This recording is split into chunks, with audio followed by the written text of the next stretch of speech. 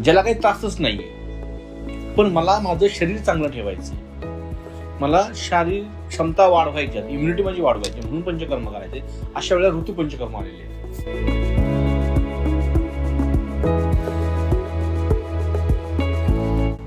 ऋतू पंचकर्म म्हणजे काय? तर ऋतूनुसार होणारे पंचकर्म. त्याच्यामध्ये स्पेसिफिक काय आहे की मुख्य 3 कर्म जे आहेत त्यातले वमन, विरेचन आणि बस्ती हे ऋतूनुसार होतात. शरद ऋतू, विरेचन म्हणजे शरद ऋतू आता चालू होतोय. शरद ऋतू म्हणजे काय? सप्टेंबर ऑक्टोबरची हीट असते, पावसाळा संपतोय. पावसाळा संपल्यानंतर ज्यावेळेला उष्णता वाढते शरीरातली आणि पित्ताचा प्रकोप होतो, त्यावेळेला ते पित्त बाहेर काढायला सोपं असतं, म्हणून त्या ठिकाणी आपण विरेचन करतो. त्यासाठी विरेचन म्हणजे काय? तर औषधी वनस्पतींचं तूप किंवा अगदी चांगलं आपलं गाईचं तूप हे प्यायला देऊन ठराविक काही दिवस, वर्धमान मात्र स्नेहपान असतं, म्हणजे किती हळूहळू मात्रा वाढवत जाते तुपाची प्यायची, 50, 100, 150, 200 ml अशा पद्धतीने. काहींना त्रास सहन होत असेल तर 30 ml पासून सुरुवात होते. 30, 60, 90, 120 प्रकृतीनुसार, प्रत्येक पेशंटनुसार ही गोष्ट बदलणार आहे. पण हे तुपाची वर्धमान मात्रा वाढत नाही. ते तूप ज्या दिवशी पचेल त्यानंतर काही दिवसांचा गॅप असतो, 1-2 दिवसांचा, आणि त्यानंतर जुलाबाचं औषध दिलं जातं. आणि तुमचं जेवढं काय आतमध्ये तुमची ड्रेनेज सिस्टम आहे ही सगळी क्लीनअप केली जाते. जे काय डायजेस्टिव्ह सिस्टम आहे तुमची क्लीनअप होते. जे काही घाणात साठले, जे काही दोष साठलेले आहेत, जे काही टॉक्सिन्स आहेत, हे सगळे वॉश आउट होतात. हे आलं तुमचं विरेचन. सेम कंडिशन वसंत ऋतूमध्ये विरेचन होतं. वसंती कोमन म्हणतो आपण त्याला. वसंत ऋतूमध्ये आपण उलटीचं औषध देतो. प्री प्रोसेस जी आहे ह्या दोन्ही कर्माची सेम आहे, याच्यामध्ये काही बदल नाही. पाचन करायचं, जे औषध काही दिवस द्यायचे 3 ते 5 दिवस, त्या दोषांचं पाचन होतं. पाचन झाल्यानंतर तुमचं स्नेहपान चालू होतं, म्हणजे तूप प्यायला सुरुवात होते. तूप, तेल, वसा, मज्जा. तर वसा मज्जा आता पुढल्या प्रॅक्टिसमध्ये वापरणं थोडंसं अशक्य प्रकारे, पण तेल किंवा तूप, त्यातही तुपाचा वापर जास्तीत जास्त होतो, कारण ते संस्कारांवरती म्हणजे ज्या वनस्पतीमध्ये तुम्ही ते तयार करून त्यानुसार ते काम करणार आहे. त्याच्यामुळे ते तुपाचा वापर आपण शक्यतो करतो, आणि घ्यायला पण ते कम्पेअर टू तेलापेक्षा तूप बरं पडतं जरा, तर पेशंटला त्रास होत नाही जास्त. त्याच्यामुळं वमनासाठी ज्यावेळेला आपण देतो त्यावेळेला सेम कंडिशन, सेम 4 ते 7 दिवसापर्यंत, मॅक्झिमम 7 दिवसापर्यंत तूप दिलं जातं. त्यापेक्षा जास्त नाही.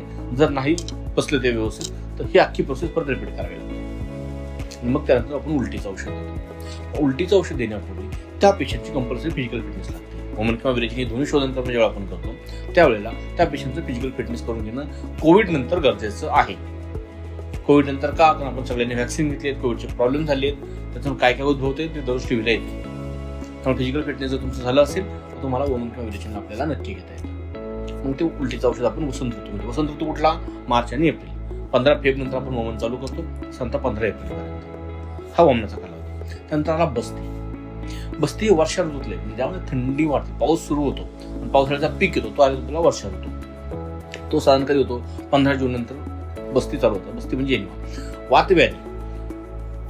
जवळपास 80 प्रकारचे वेगवेगळे वातव्याधी आहेत. संधिवातापासून हाडांची झीज होणं, मणक्याचे आजार, गुडघे दुखणं, कंबर दुखणं, त्यानंतर वृक्षता येणं, अंग वाकडं होणं, पक्षाघात, पॅरालिसिस, अशा भरपूर वाताचे जवळपास 80 वातव्याधी आहेत. ह्या सगळ्या आजारावरती एकच ट्रीटमेंट आहे, बस्ती. बस्ती ही आयुर्वेदातली अर्धी चिकित्सा मानली जाते. त्यामुळं बस्तीसाठी शक्यतो वर्षा ऋतू जो आहे तो प्रेफरेबल असतो, परंतु वर्षभर देखील बस्ती दिली जातात. वमन माझ्याकडे साधारणतः वर्षभरात एक 15 ते 20 एवढेच आपण देतो. विरेचन साधारणतः 40-50 वर्ष करत होतं, पण बस्ती मात्र जवळपास काही हजारामध्ये संख्या असते. वर्षभरातलं काउंट केलं आपण तर आपण काही हजार बस्ती एका वर्षात देतो. 5 ते 10 हजार बस्ती नक्की अख्ख्या वर्षभरात आपल्या श्रीराज हॉस्पिटलला होतात. एवढ्या मोठ्या प्रमाणात होतात. 3 पंचकर्म आहेत, जवळपास 8 पेशंट डेली काम करत असतात. त्यामुळे बस्ती ही ट्रीटमेंट आपण वर्षभर घेऊ शकतो. ती घ्यायला कोणालाही अडचण नाही.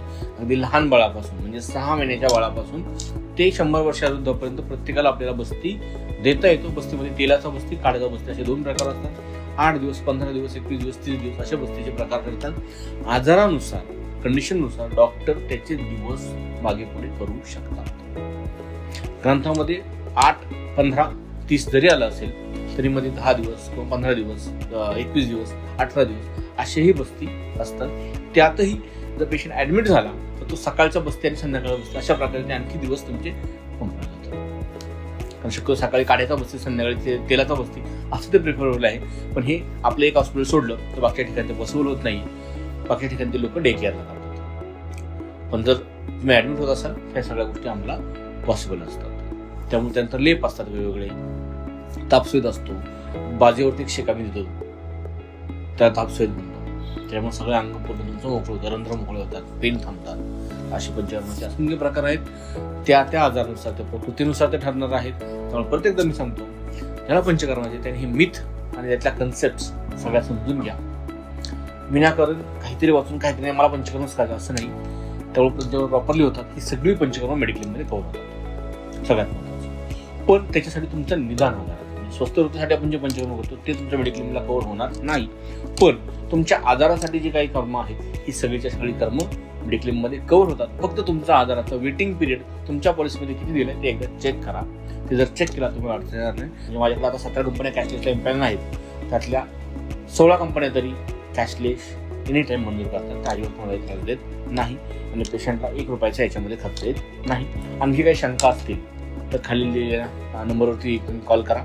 अदरवाईज कमेंट बॉक्समध्ये आम्हाला कमेंट केली तरी आमचे लोक तुम्हाला नक्की रिप्लाय करतील. धन्यवाद.